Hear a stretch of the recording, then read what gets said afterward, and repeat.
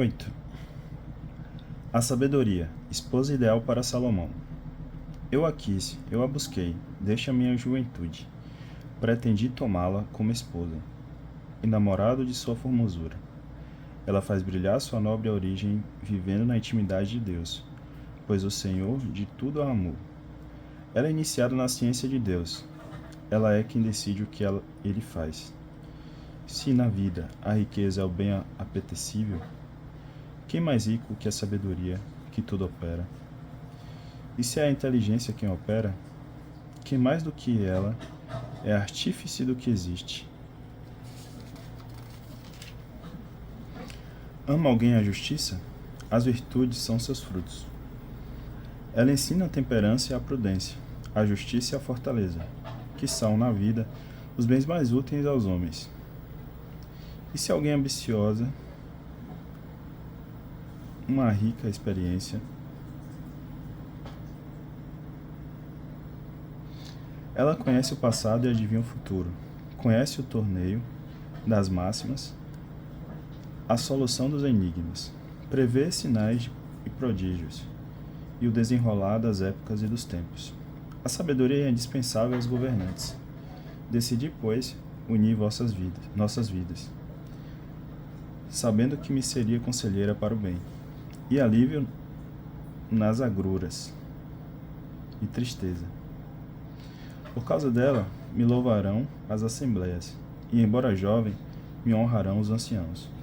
Nos julgamentos, há de luzir minha agudeza. Excitarei a admiração dos soberanos. Se calo, ficarão à expectativa. Se falo, prestarão atenção. Se me alongo no discurso, colocarão a mão sobre a boca. Por causa dela, alcançarei a imortalidade. A posteridade, largarei lembrança eterna. Governarei povos, submeterei nações. Terríveis tiranos se assustarão ao ouvirem falar de mim. Com o povo me mostrarei bom, e na guerra, valoroso. Ao entrar em casa, repousarei ao seu lado. Seu convívio não provoca amargura. Sua intimidade não causa sofrimento, mas regozija e alegra. Salomão pede a sabedoria. Refletindo assim de mim para comigo, e meditando em meu coração, que a imortalidade está no parentesco com a sabedoria, que na sua afeição existe alegria excelente, na obra de suas mãos, riqueza inesgotável, na assiduidade de sua companhia, inteligência, no entreter-se com ela, celebridade. Andava eu por toda parte, a ver como tomá-la para mim. Eu era jovem de boas qualidades, coubera-me por sorte uma boa alma.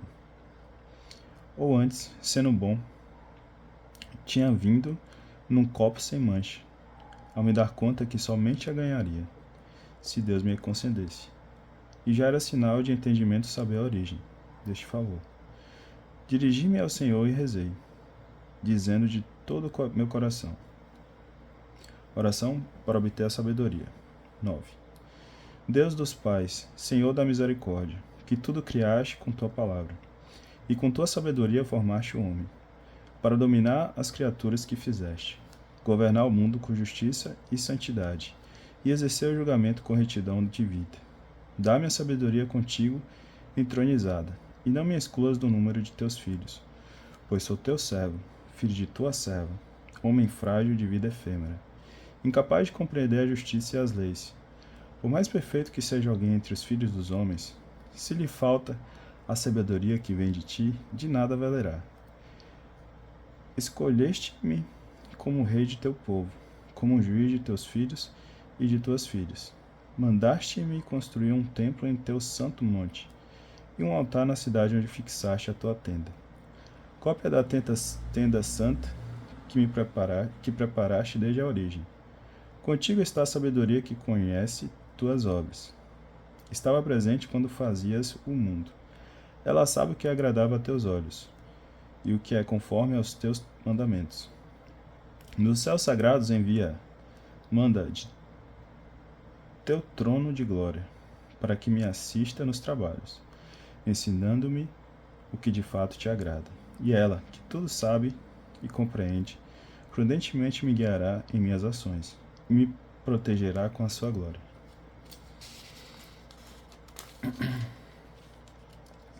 Minhas obras serão assim bem acolhidas. Julgarei o teu povo com justiça. Serei digno do trono de meu Pai. Pois, que homem conhece o desígnio de Deus? Quem pode conceber o que deseja o Senhor? Os pensamentos dos mortais são tímidos, e falíveis os nossos raciocínios. Um copo corruptível pesa sobre a alma, e essa tenda de argila faz o espírito pesar com muitas preocupações. A custo conjecturamos o terrestre. Com trabalho encontramos o que está à mão. Mas quem rastreará o que há nos céus? Quem conhecerá a tua vontade, se não lhe deste sabedoria, e não enviaste do alto teu Espírito Santo? Somente assim foram retos os caminhos dos terrestres, e os homens aprenderam que te agrada, e a sabedoria o salvou. 3. A ação da sabedoria na história, de Adão a Moisés. 10. Foi ela que protegeu o primeiro modelado, pai do mundo, que fora criado em solidão. Levantou-o de sua queda, e lhe deu poder de tudo dominar. Dela se afastou em sua cólera, um injusto. Arruinou-se em sua sanha fratricida. Por sua culpa a terra foi submersa, e outra vez a sabedoria a salvou. Pilotando o justo numa frágil embarcação. Quando os povos, concordes na malícia, foram confundidos, ela reconheceu o justo, e o guardou imaculado diante de Deus, conservando-o forte sem abrandar-se diante do seu filho. Na ruína dos ímpios foi ela que salvou o justo, fugitivo do fogo que descia sobre a Pentápolis. Testemunho daquela maldade, resta ainda um ermo fumegante, árvores frutíferas de frutos malogrados, e memorial à alma incrédula. Erga-se uma coluna de sal.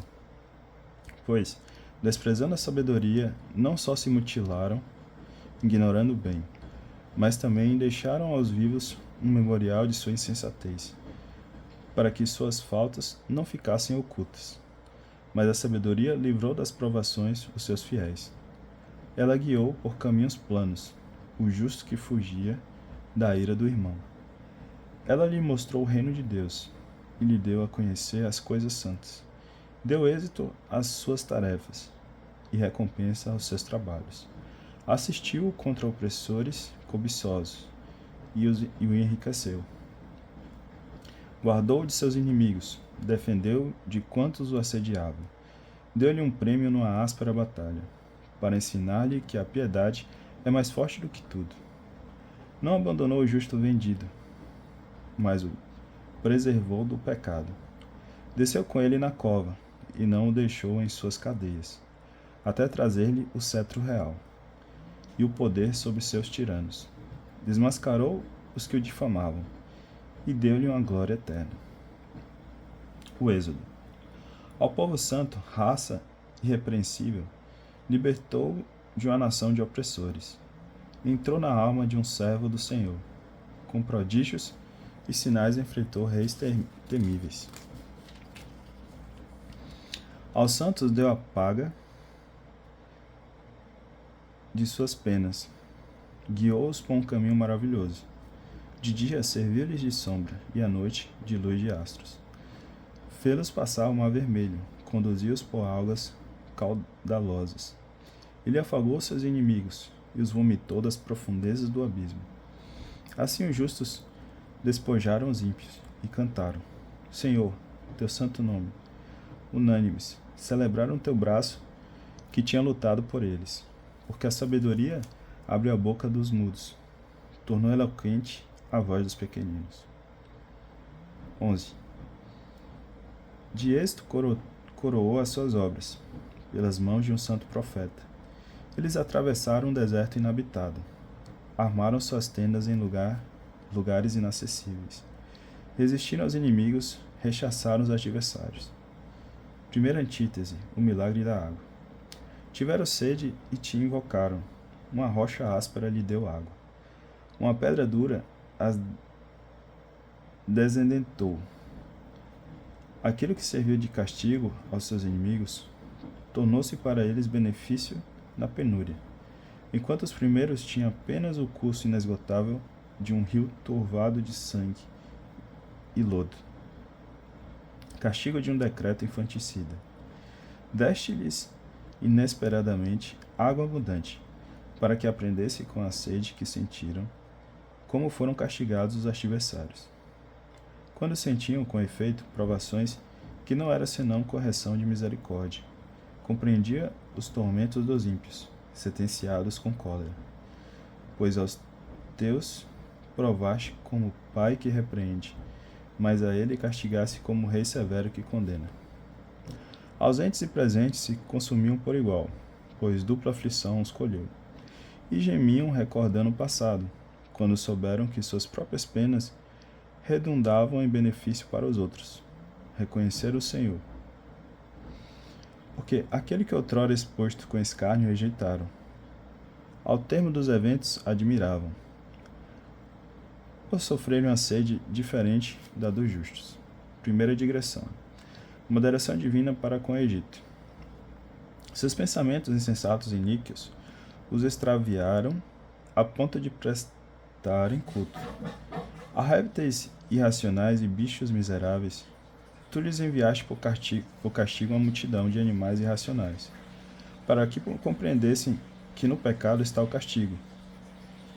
Bem que não teria sido fácil a tua mão onipotente, que criara o mundo de matéria informe, soltar contra eles manadas de ursos e leões indomáveis, ou espécies novas de animais recém-criados, ferocíssimos, expirando o hálito de fogo, expelindo turbilhões de vapor infecto, cujos olhos lançassem relâmpagos terríveis, capazes não apenas de aniquilá-los com sua maldade, mas de exterminá-los somente com seu aspecto repelente. Sem nada disso, poderiam sucumbir só com um sopro, perseguidos pela justiça, varridos pelo fragor de teu poder. Mas tudo dispuseste com medida, número e peso. Razões dessa moderação. Pois teu grande poder está sempre a teu serviço, e quem pode resistir à força de teu braço? O mundo inteiro está diante de ti, como esse nado na balança, como a gota de orvalho que de manhã cai sobre a terra. Mas te compadece de todos, pois tudo podes. Fecha os olhos diante dos pecados dos homens, para que se arrependam. Sim, tu amas tudo o que criaste. Não te aborreces com nada do que fizeste. Se alguma coisa tiveste odiado, não a terias feito. E como poderia subsistir alguma coisa, se não a tivesse querido? Como conservaria sua existência, se não a tivesse chamado? Mas a todos poupas, porque são teus, Senhor, amigo da vida. 12. Todos levam teu espírito incorruptível. Por isso, pouco a pouco corriges os que caem, e os admoestas, lembrando-lhes as faltas, para que, tendo se afastado do mal, creiam em ti, Senhor. Moderação de Deus para com Canaã. Aos antigos habitantes de tua terra santa, tu os aborreceste por causa de suas práticas detestáveis, ritos execráveis, atos de magia, esses cruéis infanticídios, banquetes canibalescos de vísceras e sangue humanos, esses iniciados membros de confraria, e pais assassinos de vida sem defesa. Decidiste eliminá-lo pelas mãos de nossos antepassados, para que tua terra predileta recebeste uma digna colônia de filhos de Deus. Mas, mesmo a eles, homens que eram, tu os trataste com indulgência, mandando-lhes vespas como percussoras de teu exército, para os exterminar pouco a pouco.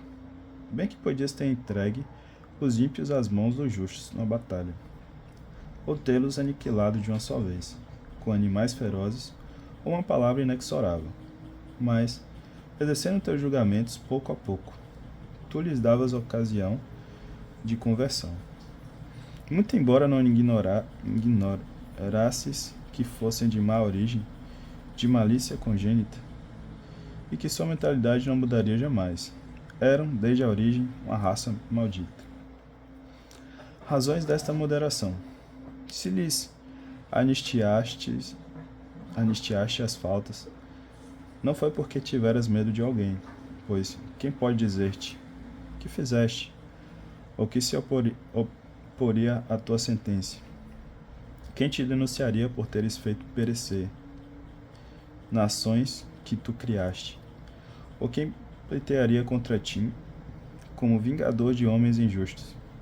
Pois não há, fora de ti, Deus que cuide de todos, para que devesses mostrar que teus julgamentos não são injustos. Não há rei nem soberano que possa desafiar-te por tê-los castigado. Justo governas o universo com justiça, estimas incompatível com o teu poder condenar quem não merece castigo, pois a tua força é o princípio da justiça, e por seres o Senhor de todos, a todos perdoas. Demonstras tua força a quem não crê na perfeição de teu poder, e confundes a audácia dos que a reconhecem. Mas tu, dominando a força, julgas com moderação, e nos governas com muita indulgência. Fazer uso do poder está a teu alcance quando queres. Lições dadas por Deus a Israel. Assim procedendo, ensinaste a teu povo que o justo deve ser amigo dos homens, e a teus filhos deixe a esperança de que, após o pecado, dás a conversão. Pois, se o inimigo de teus filhos, réus de morte, com tanta atenção e indulgência castigaste, dando-lhes tempo e lugar para se afastarem de sua malícia, com que precaução julgaste os teus filhos, e cujos pais, com juramento e alianças, tão belas promessas fizeste.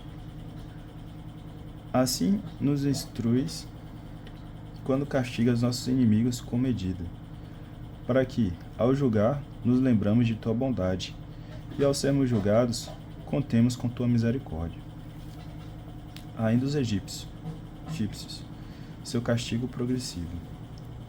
Eis porque também os que levavam na injustiça uma vida insensata, com suas próprias abominações, os torturaste, pois se extraviaram tão longe nas veredas do erro, tomando por deuses os mais vis e repugnantes animais, deixando-se enganar como crianças sem juízo.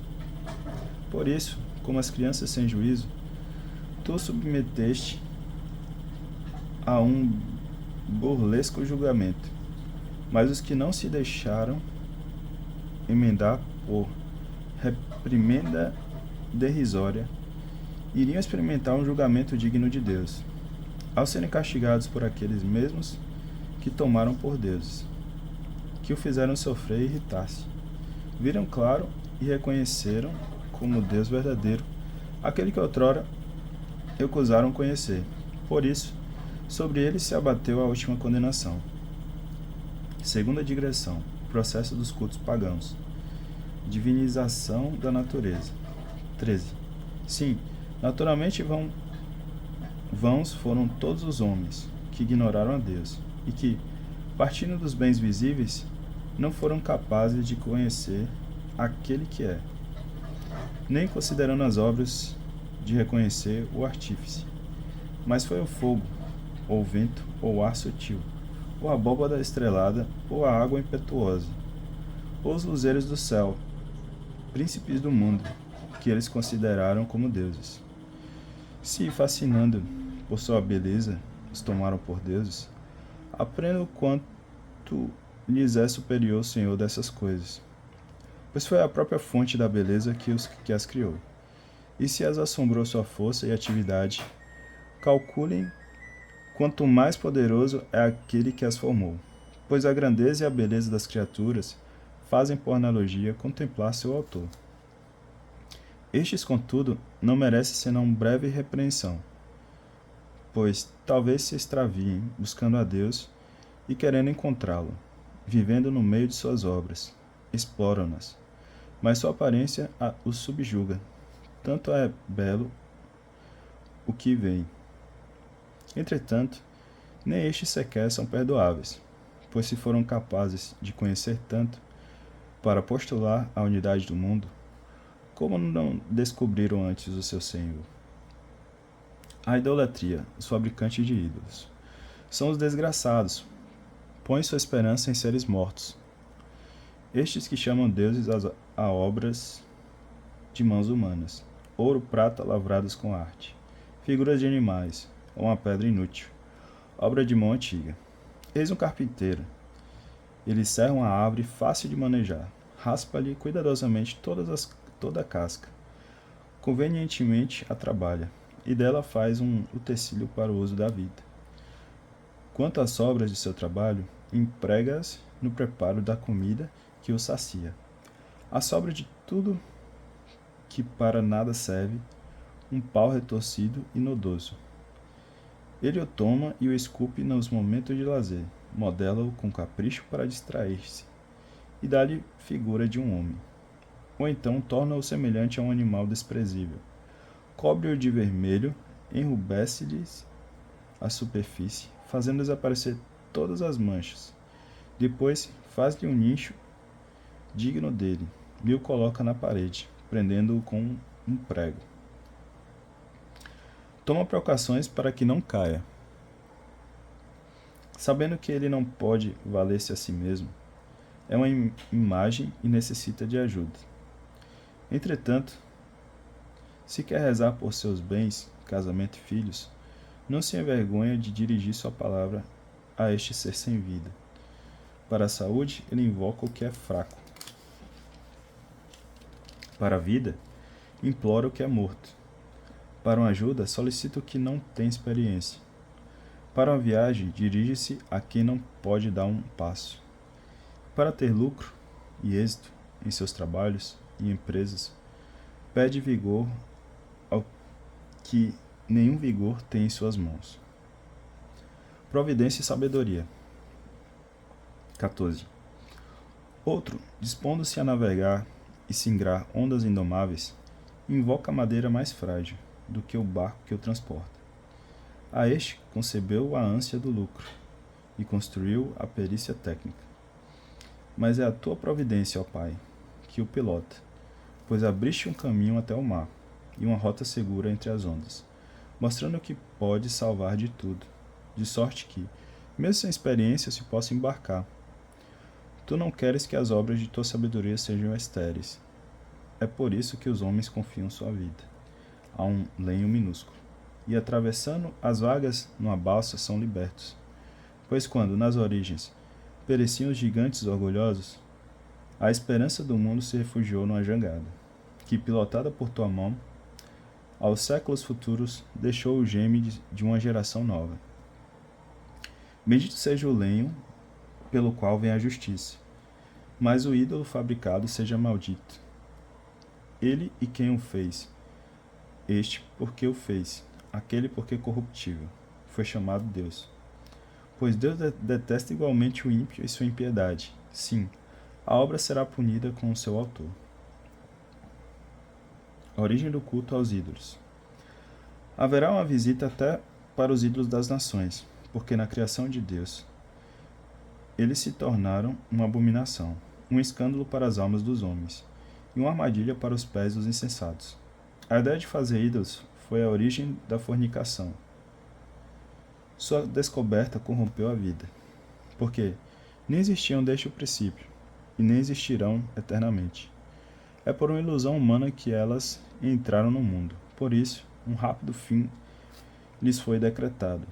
Um pai, desconsolado por um luto prematuro, manda fazer uma imagem de seu filho, tão cedo arrebatado, e honra agora como Deus o que antes era um homem morto, e para seus súditos institui mistérios e ritos. Depois, com o tempo, o costume ímpio fortificou-se, foi observado como lei, e sob as ordens dos soberanos, as imagens esculpidas receberam culto. Como os homens, vivendo hoje, longe, não podiam honrá-los em pessoa, representaram sua longínqua figura, fazem a imagem visível do rei que honravam, para assim, mediante esse zelo, adular o ausente como presente.